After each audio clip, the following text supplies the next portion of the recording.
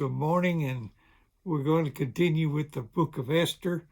We're into chapter 7. If you remember all the things that have happened so far, you know that we have the major players right now are King Ahasuerus, Queen Esther. We have Haman that has coerced the king into making a decree to kill all of the Jews, every Jew in all of the kingdom, on a certain day. And we have this fellow that is Esther's uncle. His name is Mordecai. And Mordecai saved the king from an uprising in his kingdom. And so, of all things, God had King Ahasuerus to not be able to sleep one night, and so he ordered for his annals to be read to him. What have I done in my kingdom? And so he reads the story about the uprising and how that Mordecai told the king that this was happening, and Mordecai saved his kingdom, and so he wants to honor him. And he goes out, and they go out into the foyer, and they find Haman, and they say to Haman, "What should be done to honor someone that has saved my kingdom?" And so he says, "Well, you ought to put him on a horse, and you ought to put one of your robes on him, and have one of your most loyal subjects lead him throughout the city. And when you, as they're going throughout the city, they're supposed to say with a loud voice, 'This is how the king wishes to honor someone that has done good for the kingdom.'" And he says, "Well, in that case, Haman, I want you to do that to Mordecai." You know his face has got to fall. You know that he's going to say, "What?"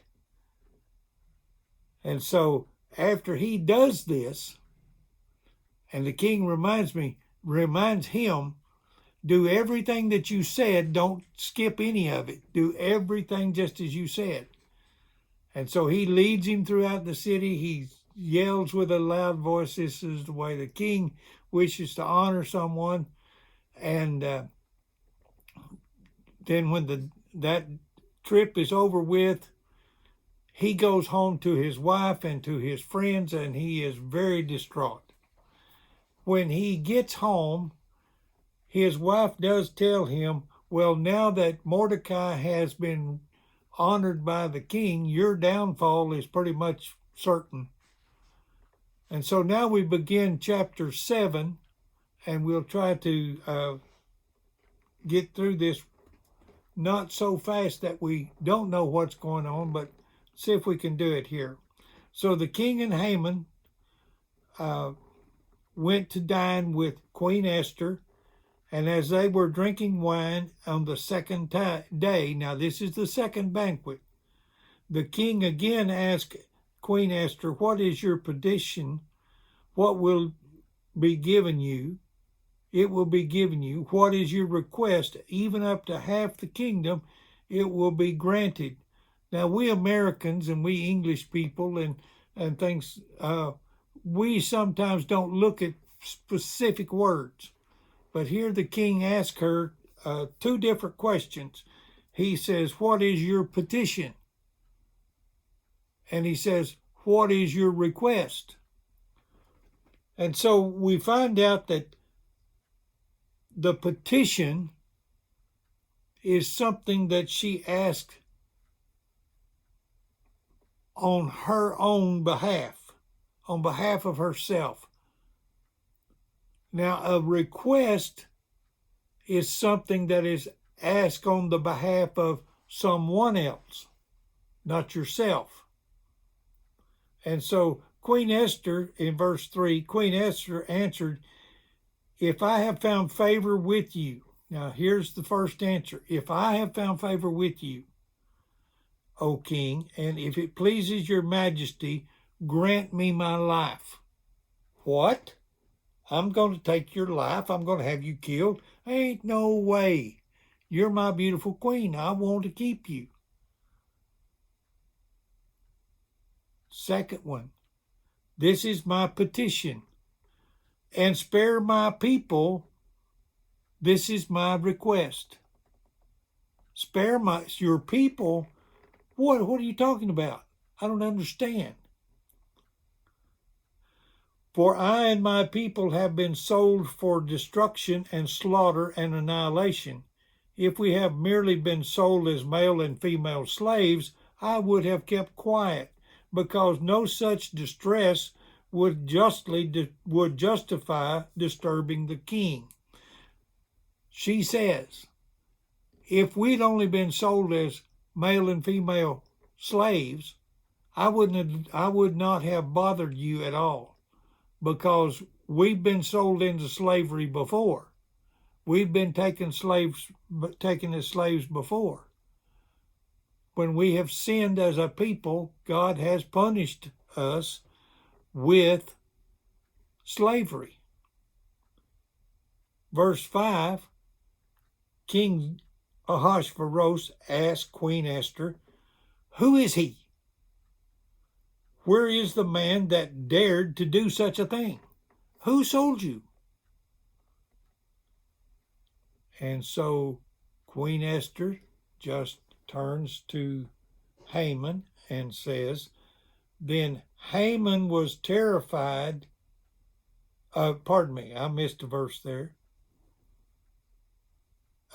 Queen Esther said, the adversary and the enemy is this vile Haman. He's a vile man. He's evil. He wants our destruction. And Haman is sitting there.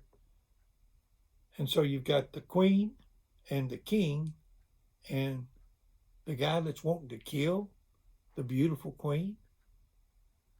And so Haman's face must have turned white. He must have, I am done for. We don't know because we weren't there, but can you imagine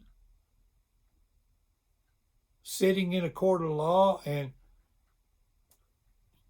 the judge says, you're going to be executed? I can't imagine that. It's got to make your heart fall.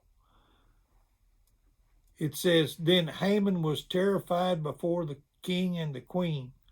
The king got up in a rage, left his wine, and went out into the palace garden. Now, I would not have ever been able to write this. It's purely in the gospel, right here in the Bible. You read it. We're reading verse 7, chapter 7. But Haman realized that the king had already decided his fate, stayed behind to beg Queen Esther for his life. Just as the king is returning back through the door from the palace garden to the banquet hall, Haman gets up, must have been tripped by something. Now, some people say, well, an angel pushed him and pushed him and pushed him and pushed him. I don't know. But it says Haman was falling on the couch where Esther was reclining. So as the king comes through the door, Esther's on this divan or couch thing, and here comes Haman, and he falls on top of her. And the king says, will he also molest the queen while she is with me in the house? Of all the bad things that you've done, will you also rape my wife? Will you also molest her? Will you also do these terrible things to her? As soon as the word left the king's mouth, they covered Haman's face. So somebody, there must have been other people in the room, they covered Haman's face so the king would never see his face again. Now this gives us back to Queen Vashti at the very first, when this man, Haman, under a different name, but it's the same guy, some believe it was the same man, said that may her face never be seen before. This is an indication that she was killed. We don't know for sure, but we think it might be. Now we know that it says they covered Haman's face. Then Harbona was one of the chamberlains that went to Haman's house to get him, and he heard all about that he had this gallows built and everything. Harbona said a gallows 75 feet high stands by Haman's house. He had it made for Mordecai, who spoke up to help the king. Now notice what's said here. Haman has had a gallows built 75 feet high to hang Mordecai on. But Mordecai is the man that spoke up to keep the king from being overthrown. The king says, hang him on it. So they immediately hanged Haman on the gallows he had prepared for Mordecai. Then the king's fury was subsided.